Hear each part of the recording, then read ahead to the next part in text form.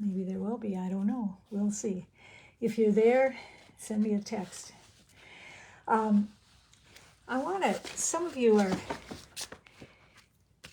not used to the new Stampin' Up! Catalog, which came out last summer, but some of us are still grumbling a little about it. But let me sell you on something. Today I'm going to do some heat embossing. And if you look here, it's really a teaching tool. I think that's part of what they're trying to do. They're showing you how you can pick up, add your Versamark ink and add the powder on top and then turn up the heat, and they tell you exactly what you need so you can purchase those things. And so it's really a tutorial in the book. So I just want to point that out, that if you really get into the catalog, it's more than just a catalog. So I bought this penciled pear stamp set, and it's very, very simple, but I'm kind of going with the simple lately.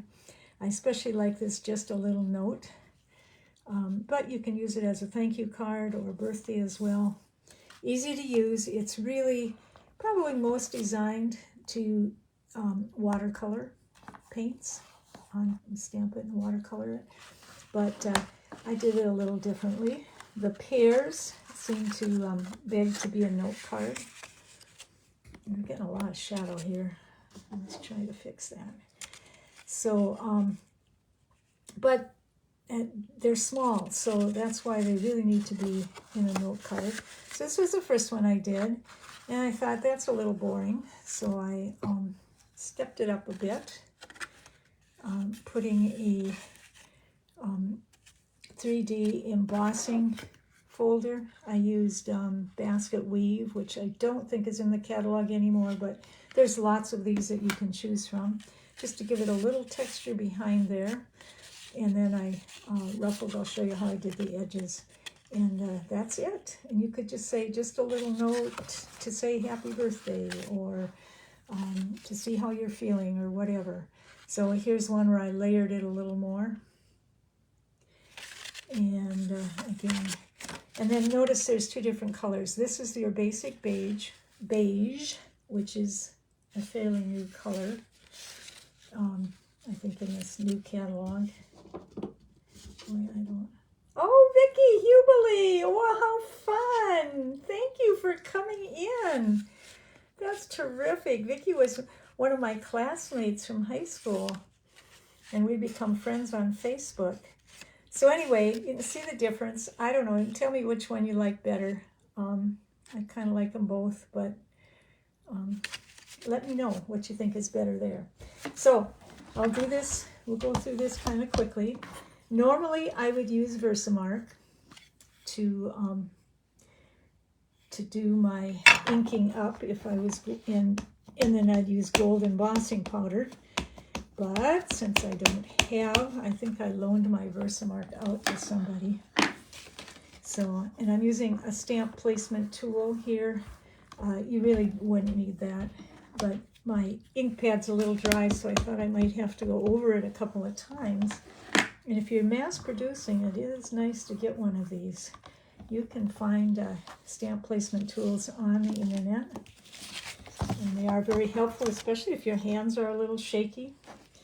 Now, you shouldn't do this when you're live, but I'm going to try. I did these first ones with just clear embossing. You can see how it adds a shine to it.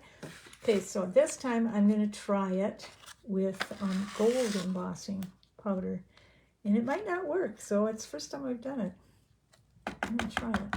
Tap it off. Whoa, this is the problem. I should have used my Stampin' Buddy here. Well, see, when I used the clear, it didn't matter because you couldn't see my little boo-boos. Okay, well, let's give this a try. So I got my heat gun, and here's something else. This little backwards hook kind of keeps your hands from burning. And one thing I found is that people tend, when they first try this, to move the heat around and think that would get it done faster, but actually it works better if you just keep the heat on real direct until it starts to, see how it's changing? Can you see the color? It's just shining up, and you can see that those little bits of plastic or whatever it is, they're melting. And let's see if it's shining.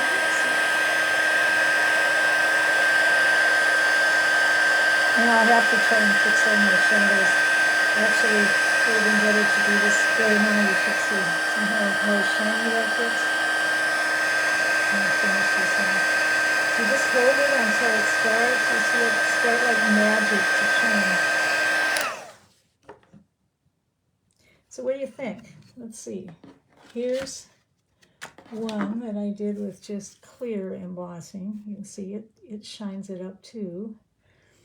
And this is quite a bit darker. I don't know.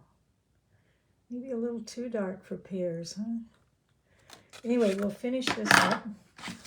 So here's my paper that is 5 by 7, scored and folded at 3.5 to make a little note card. And I like roughing up the edges a little. It seems to, the shell cook is, oh my goodness, how fun. Bring them on video. I'm not sure how to do that. Can you see the video, Michelle? You should.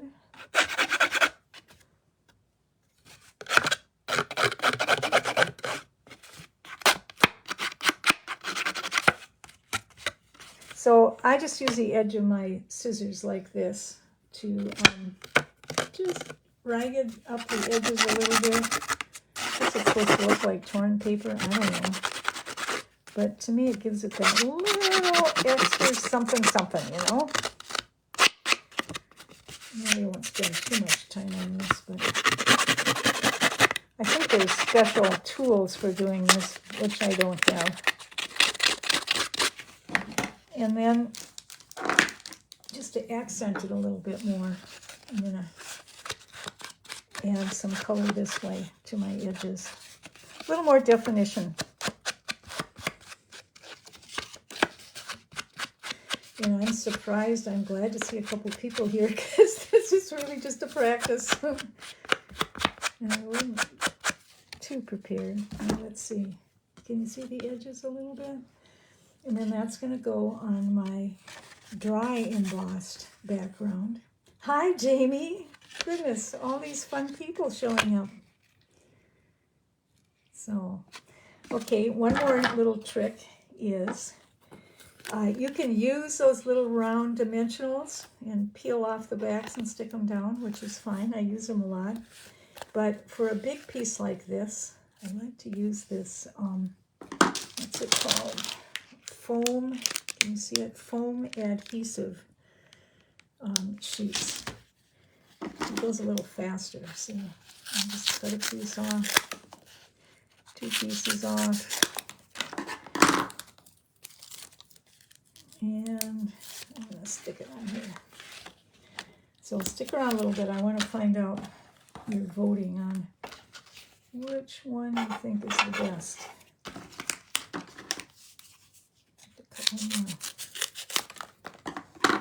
Because my other one disappeared on me.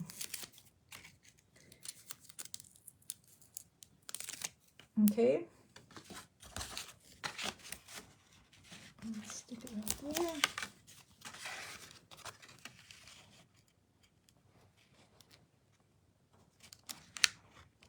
Now, if you're in Henning, I'm going to have a class in Henning, Minnesota, a week from, well, next Wednesday, actually, the 29th.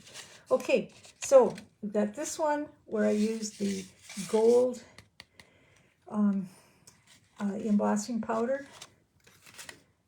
This one, I just used the clear on white paper. So you can see one's darker. Both got that little shiny glint to them. And then there's this one that I've used on the basic beige paper. I don't know if you can see the difference in the color. Let's fold it up like this. See, this has just a little bit of neutral color to it. I actually think it's kind of nice. Okay, so give me a vote. 1, 2, or 3. Thanks for coming. This is about all I brought. But this was so fun that somebody actually came. I will perhaps start doing one of these once a week and be a little bit more prepared next time. Thanks. Bye, you guys. Have a good night.